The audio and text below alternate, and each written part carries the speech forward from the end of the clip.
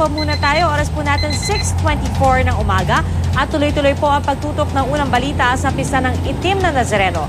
Balikan po muna natin si Ivan Mayrina sa Quirino Grandstand. Ivan, kamusta na dyan? Yes, Pia. Kanina nga lamang, pasimula pa lamang ang misa dito sa tapat ng Quirino Grandstand, ay nagkaroon ng bahagyang komosyon dahil may ilang mga nagmamadaling deboto na naka-breach doon sa barrier. May ilang nakapasok at nagtuloy-tuloy yung ilan. Papakita natin, Pia, itong bahaging ito. Ito yung barrier na nakatapat mismo sa stage.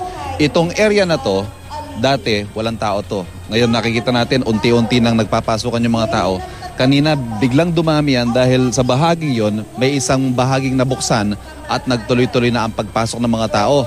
Agad itong pinigil ng mga ihos at ilang mga organizer, pero hindi naman napigilan ng ilan na magsunuran na. Kaya ngayon may mga ilang naiwan pero kumalma na ang sitwasyon, pero nananatili namang mahigpit ang pagbabantay ng mga ihos. At narito nga nakikita nyo sa aking likuran ang mga kawani naman ng Philippine Army na sila na ang tumao dito sa tapat mismo ng andas na inaasahang mamaya bago pa magtapos ang misa ay dadagsain na ng mga deboto. Samantala nagpapatuloy ang misa sa mga oras ito at ating nababantayan ang sitwasyon dito sa Grandstand. Pia. Ivan, kasi diba yung mga nakaraang taon or actually last year ata yun, no, na parang hindi pa tapos yung misa, inihahanda na nila yung mismong imahe para ilabas, no, at umpisa na yung prosesyon, so medyo nagkagulo yung mga tao. Ngayon ba may paalala doon sa mga ihos, pati na rin yung ibang mga ngasiwan, no, doon sa pag-usad ng prosesyon na hintayin matapos yung misa?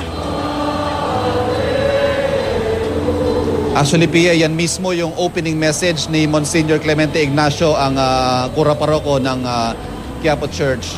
Ang kanyang paalala sa mga deboto, ang pinakabanal na paraan ng pagdarasal ng pananampalataya ay ang banal na misa. At sana daw respetuhin ito at hayaan itong matapos at hayaang maisakay ang Poong Nazareno sa andas bago sila magsimulang lumapit. Bagamat tulad nga na nabanggit mo, Pia, sa mga nakaraang taon, halos taon-taon actually, bago pa man matapos ang misa ay hindi mapigilan ng ilang mga nagmamadaling deboto na dumumog na o magtungo na, lumapit na dito sa andas. Kaya nagkakaroon ng kaguluhan at nagiging sanhi rin ang pagbagal ng pag-usad ng prosesyon, Pia.